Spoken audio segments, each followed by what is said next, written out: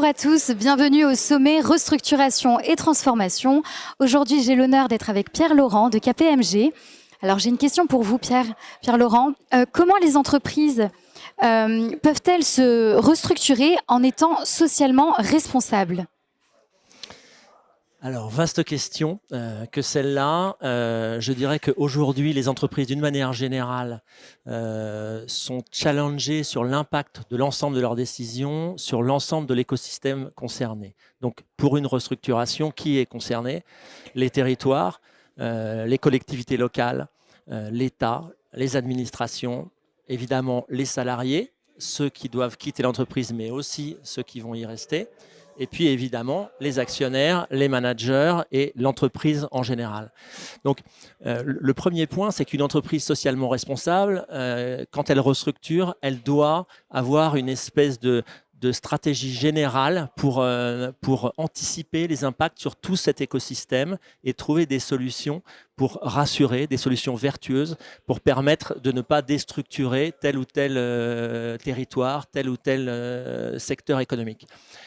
Ensuite, je pense que dans une restructuration, il y a un objectif social, de performance sociale, pas simplement économique. C'est-à-dire un PSE, puisque c'est ça dont il s'agit, ce sont des mesures dont l'objet est de trouver des solutions pour éviter les licenciements.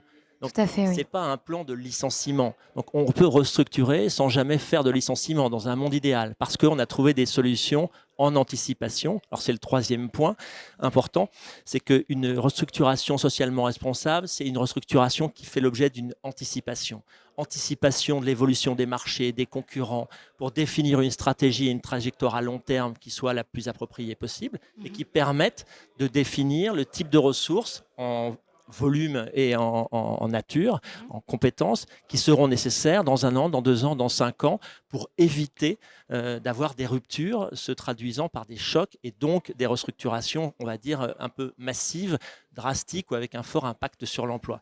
Donc, la question de l'anticipation, ça joue à la fois sur la performance sociale, trouver des solutions qui permettent de renforcer l'employabilité des gens et d'avoir suffisamment le temps pour le faire. Et puis, évidemment, une restructuration socialement responsable, c'est une restructuration qui met les moyens sur la table, si j'ose dire, sans être trivial.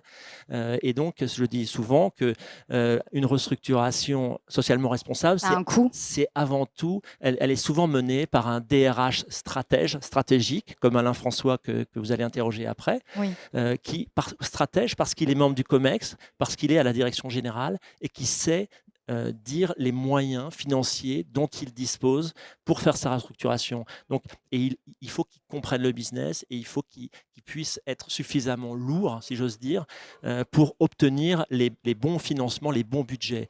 Et de manière même plus générale, la question du tempo est importante. Si vous devez restructurer et que vous avez 3 mois pour le faire, ce n'est pas aussi confort que si vous avez 1 an ou 2 ans.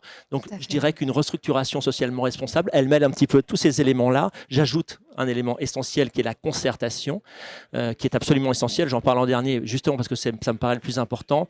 Je pense qu'aujourd'hui, on ne fait plus de restructuration sans rechercher de la concertation avec les syndicats et d'ailleurs avec les autres parties prenantes d'une restructuration, l'écosystème dont je parlais précédemment.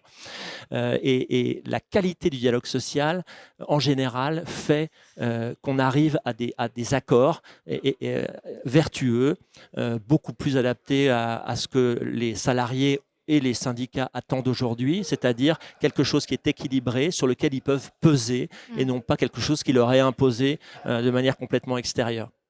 Merci beaucoup Pierre Laurent. Je vous en prie, merci à vous.